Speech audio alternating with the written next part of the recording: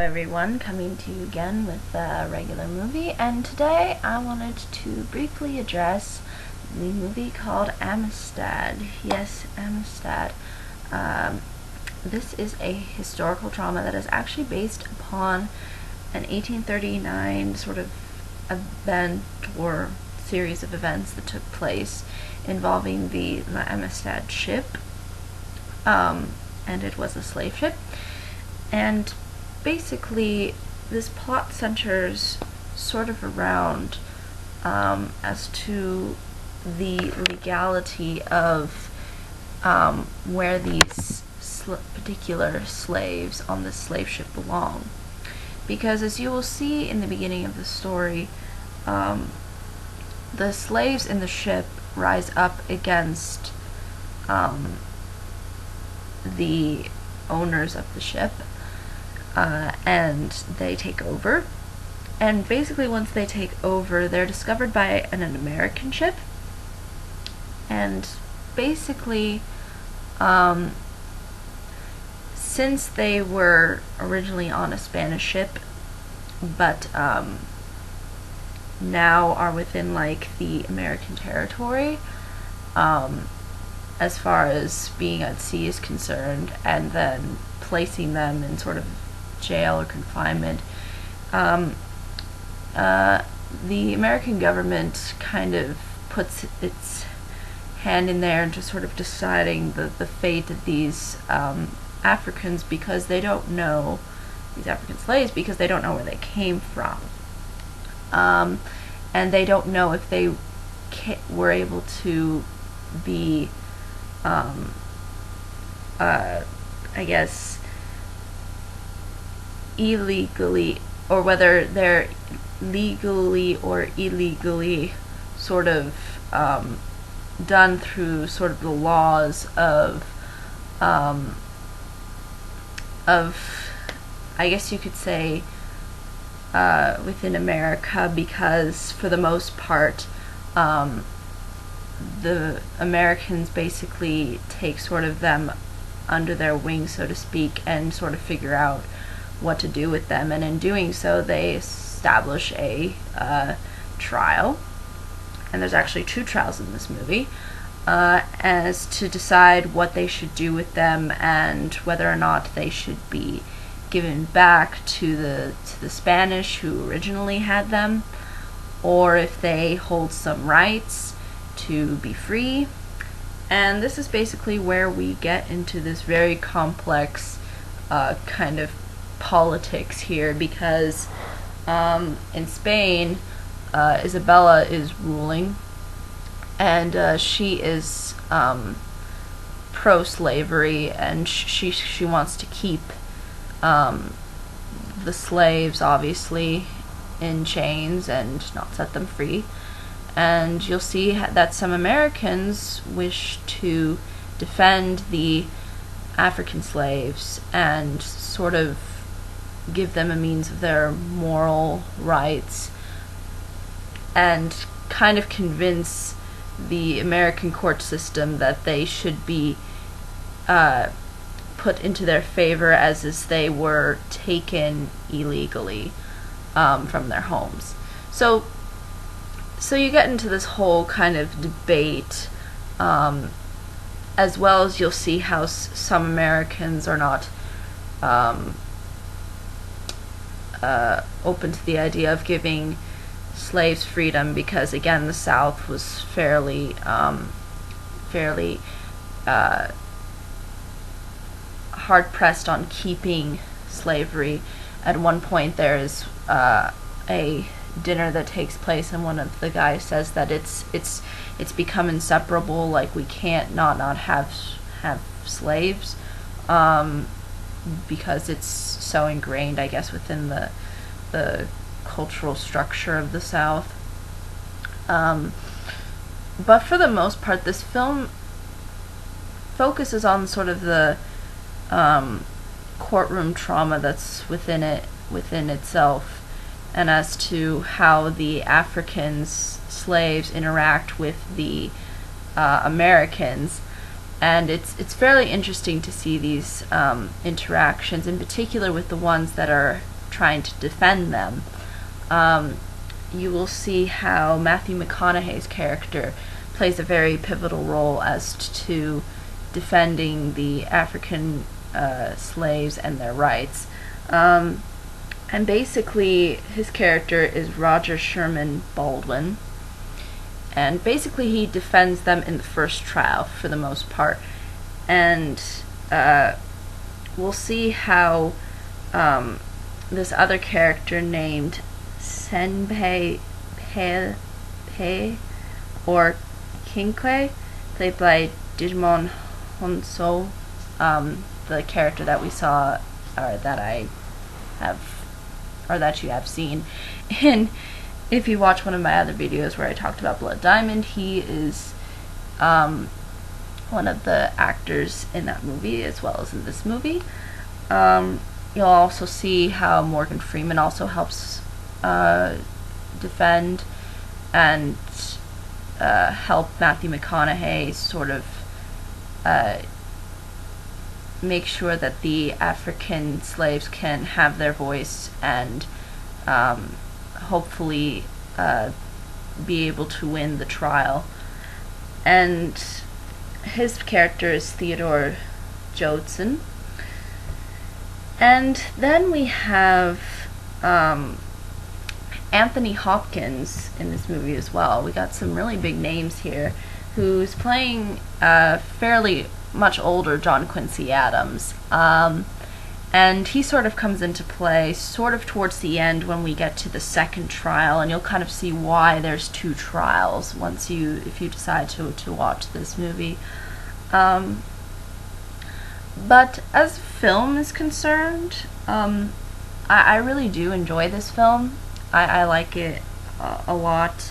In particular with the acting, I think the acting is fairly solid from everyone. Digimon gives a really good performance as the leading African slave that sort of gives a sort of voice and context as to the events that took place on the ship. And that's very important to note. As well as again, Matthew McConaughey being sort of the helper and the support system, as well as Anthony Hopkins. But for the most part, everyone seems to have their little moments at times. I don't think the characters are really meant to be all that complex, interesting. But I think they are just trying to give you a sense of the different circumstances that each character is sort of in during the time, and how sort of the politics plays into everything, and how there were some people who were willing to defend the rights and liberties of those who were less fortunate. And you'll kind of see how this sort of unravels itself with the character interactions, and it's fairly interesting to see how this particular movie plays with language. You'll notice in the beginning how it's fairly difficult for Matthew McConaughey to communicate with the African slaves, in particular with Digimon, who he tries to, or Digimon's character, at one point he's like drawing stuff in the sand because he can't. There's just such a big barrier between language that it's hard for him to find somebody who can translate. But then luckily they do find a translator, and then they're able to sort of work their way in, and this allows them to get a lot of sort of evidence to back up their claims as to this being an illegal activity of how the slaves came into, I guess, the American space. So it's fairly I think it's a fairly interesting take on an event that actually happened. And I think it's all powerful through the images as well as the interactions between the characters. And I think you get a real sense of Digimon's character and his struggle, especially with how he sort of retells the whole, because it starts off with him and all the other slaves like taking hold of the ship, but we don't see his whole story until sort of the middle-ish beginning, where he kind of explains to Matthew McConaughey what ended up happening, and how it sort of goes into the past and describing his experience. You really do get a sense of how brutal it was and how cruel slavery was, especially during this time period. And even though these moments are fairly not so long, they don't take up a lot of time in the film, they still remain fairly, I think, present for people, because some images may be shocking to some. It is a little graphic in its nature, at least from the one that I watched. That maybe some people would have a problem with that, I'm not sure, but for the most part, I think what it's trying to address is a fairly deep concern for what human rights are and what human rights stand for. And I think it's trying to show through this kind of cruel behavior what leads people to sort of rise up from such cruelty, and how there is a lot of good that can still be present even within such a different culture than our 21st century world. So it's fairly interesting to look at. And it's sort of interesting how different elements sort of play in, not just with language, but with a little bit of religious reference and symbolism.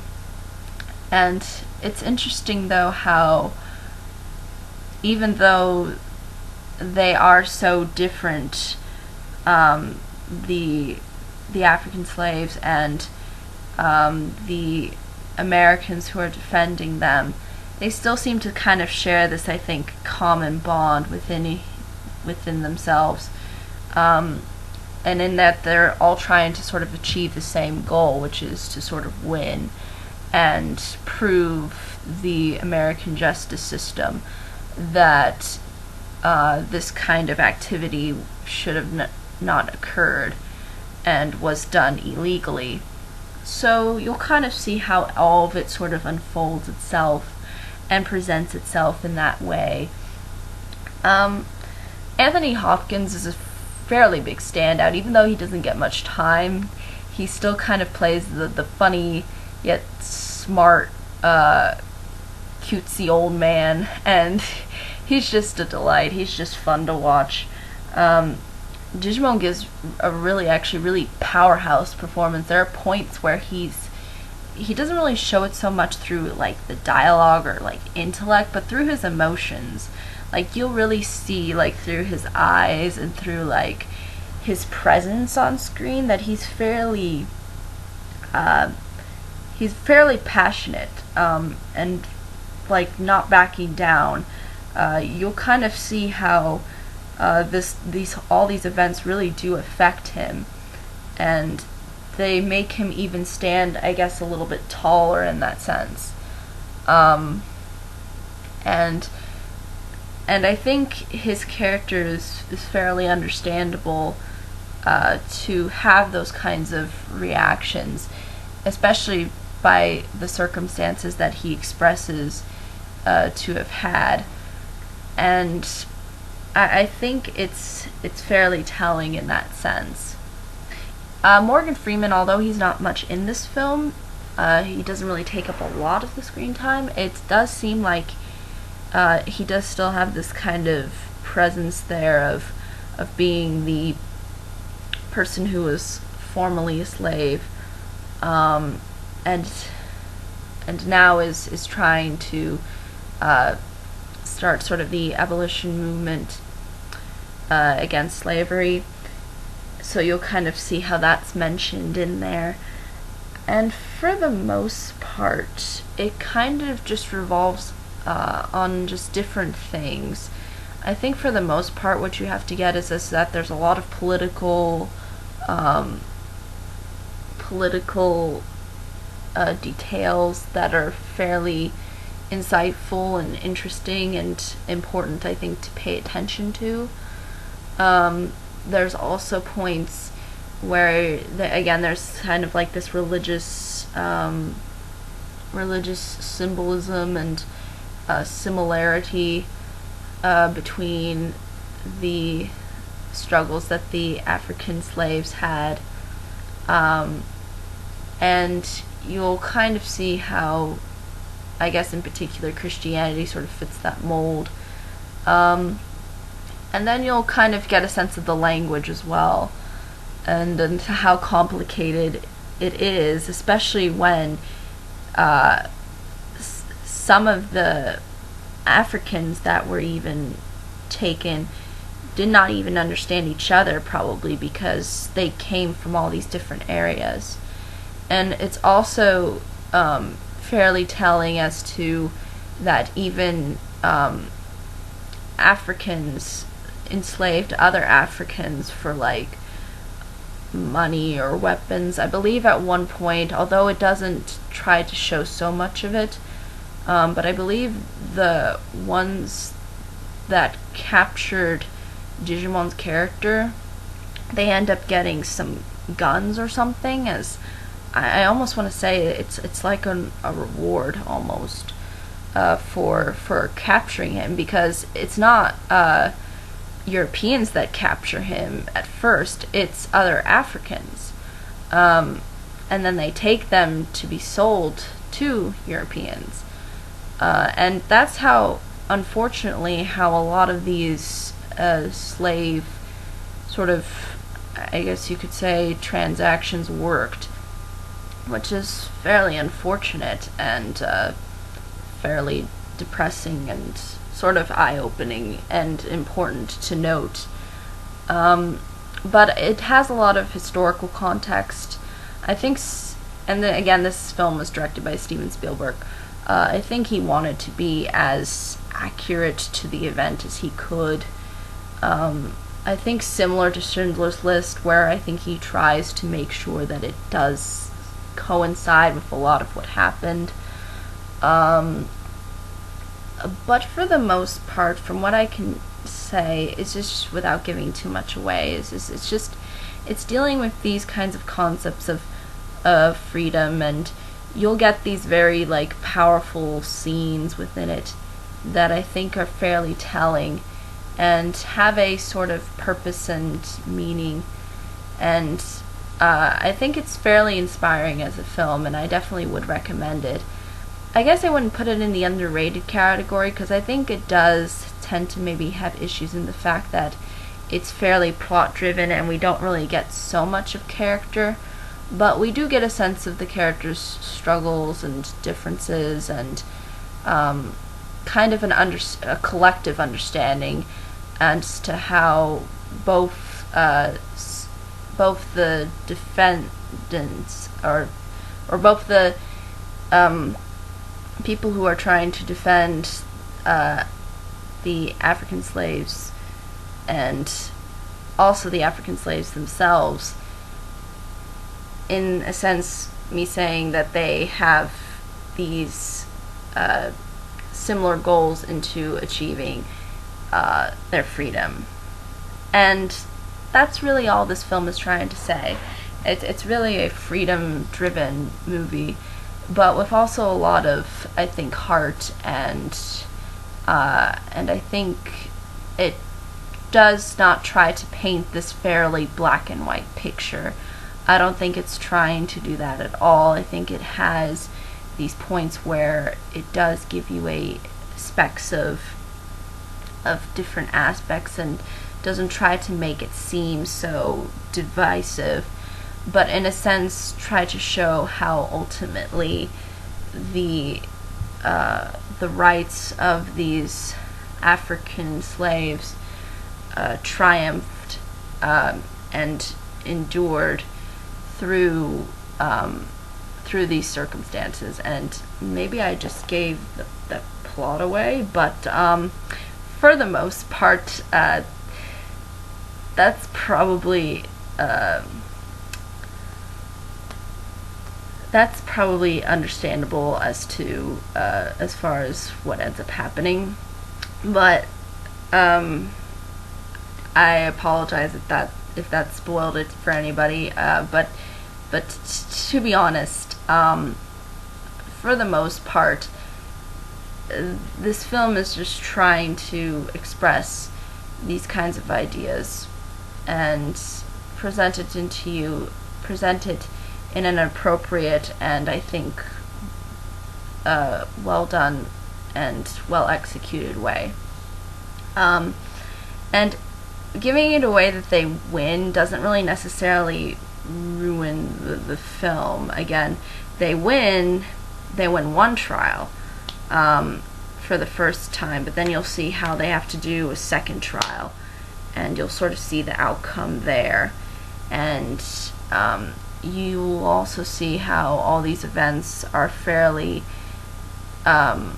reflective as to the feelings of the time, and you'll kind of see what ends up sort of resulting after all of these events of the trial and such take place. And it gives you a little bit of history as to what happens afterwards and how we ended up being in the Civil War and such. And also some other important facts that are, I think, fairly worth noting. But I think that's all I can really say about Amistad. It's a well done historical drama, and I think people should definitely consider it. I guess, again, I just don't put it in that underrated category because I think it is a good film. I like it probably more than maybe some other people would, because I'm a very history-based person. I like history and stuff, so, but it may not appeal to some other people who may feel that that there's not enough maybe character to it. But I think for the most part, I think it is well executed in how it presents these concepts and these ideas, as well as showing the struggles that the characters face, and displaying imagery that I think really works, and with acting that's fairly solid. I think it's definitely worth considering, and I think it's funny to see Matthew McConaughey in sort of a serious role, and he actually did a good job with it. I was surprised. I thought it was decent for the most part. But I think that's really all I can say about this film. But if you have any questions, comments, concerns, I'd be more than happy to answer them. But until next time, everybody, bye-bye.